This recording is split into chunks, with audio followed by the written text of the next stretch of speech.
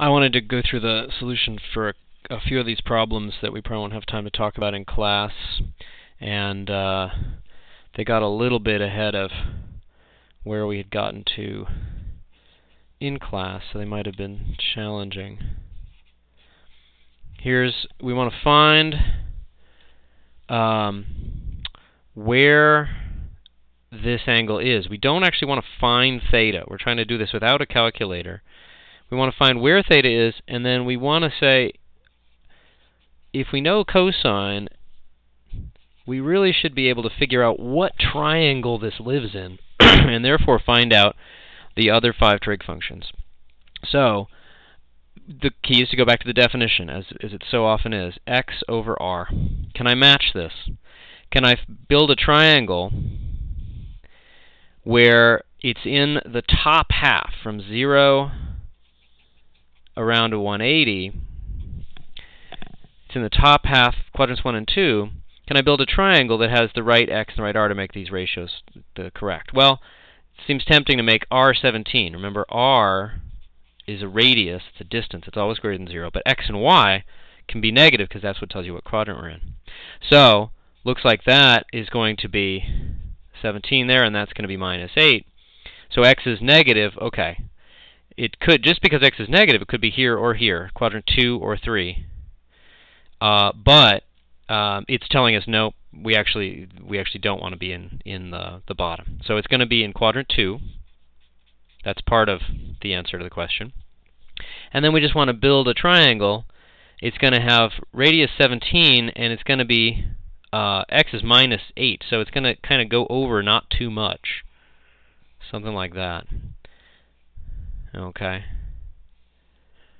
Alrighty. So now here's the reference angle. Remember, it's tempting to draw this triangle to the y-axis. I just did that, in fact. But it's better to draw the triangle to the x-axis, because then that's the reference angle if you need it. It's not super crucial here, but it's nice to concentrate on that. So here's minus 8, and here's 17. So this point up here has coordinates. Oh, no, that's not 17. Ooh, my bad. Here's the radius here is 17, and so we need to do Pythagoras to figure out what the length of this guy is. And this turns out to be 15. It's a Pythagorean triple. And so that's minus 8 comma plus 15. So now that we've got that triangle, minus 8, 15, 17, now we're all set to go. Sine theta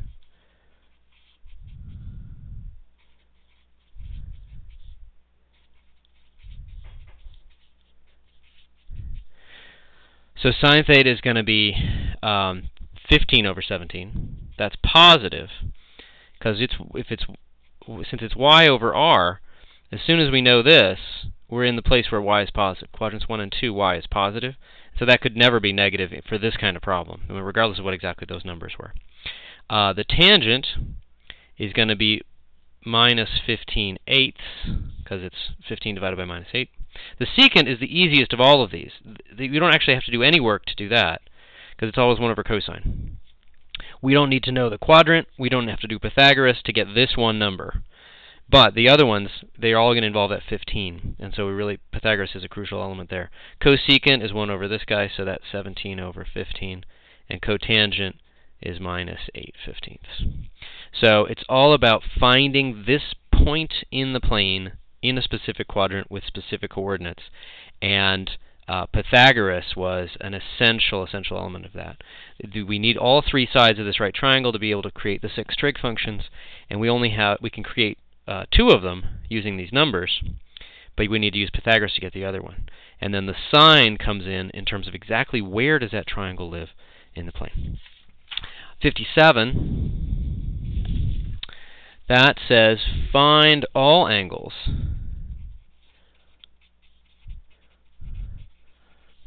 (0 to 360).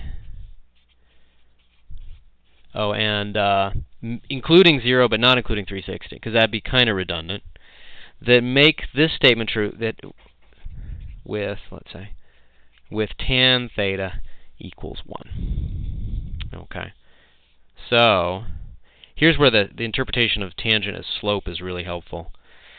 That's going to be something where I draw a line coming out of the origin to be the hypotenuse of the triangle, but I also just want to think of it as a line, and its slope should be 1. So that's a line that's going out that direction, but that's part of this same line that goes out this direction. This whole thing is a line of slope 1. And so we want it to be here or here. Another way to do it is to say, it's really the same thing. Tan theta is y over x. I want to build a triangle where the y and the x are identical. So hey, we have to be along the line x equals y. And again, that's exactly that line. So 45 degrees in here, but then I can also add 180 to that to get 225 degrees. And if they didn't have this proviso here, you could go even further. You could do 405 degrees. Or 585 degrees. Because coterminal angles always have the same values of all trig functions. So you could keep doing that. It's just not... Those aren't asked for in this problem. But sometimes you actually want the whole pattern, an infinite number of answers in a pattern. And we'll talk about that. A better time to talk about that is later. Now, the other two problems I want to talk about, 572, number 37. We want to find, here we really are interested in the mystery angle. In that first one, 45, remember, the one thing we did not do is actually find theta. We would need to use the calculator for that. Here, we'd have to say, take the inverse cosine of minus 8/17. That would produce theta. And remember, inverse cosine is very different from taking 1 over cosine. It's very different from secant. But that's how we could have done that. But we wasn't asked for, and we didn't need it. Here, we really are going to use the calculator. But we have to be a little bit smarter than just pushing buttons. We want to find a theta whose sine is 0.4875. So one example is theta is sine inverse 0.4875.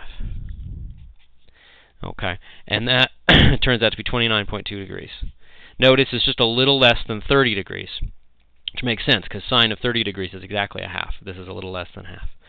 So why would there be another one? Well, here's 29.2 degrees. That has a certain y and r.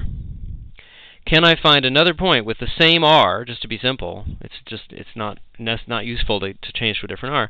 But if I look at it for another point with the same r, that basically says go along this circle to a point with the same y value. Oh, hey, wait a minute.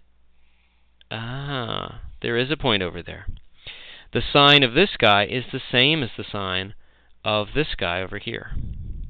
And the trick is how to find that point. Well, the key is reference angle. So this is some mystery theta, or new theta. We don't know it yet, but we know its reference angle has got to be, that's this guy. That's what determines the height. This triangle and this triangle are congruent. They're the same, have the same height. So the reference angle for that mystery guy is 29.2 degrees. So the difference, but this is the difference between 180 and the new theta. That's 29.2 degrees. So we just solved that. Can you see that? New theta is 180 minus 29.2 degrees, which is 150.8 degrees. Very close to 150, which is an angle whose sine would be exactly 1/2. So that's definitely something that's a good use of this concept of the reference angle. This is where it really, really comes in handy. That we understand what's going on in the first quadrant. The calculator tells us something in the first quadrant and only in the first quadrant. And it does not give us this other answer. It never is going to give it. It's not designed to. It's supposed to just give one definite answer for the inverse sine, the mystery angle, in the first quadrant. But using the idea of the reference angle and the fact that these two guys, 29.2 and 150.8, have the same height, that's a way to figure out what that other theta is going to be.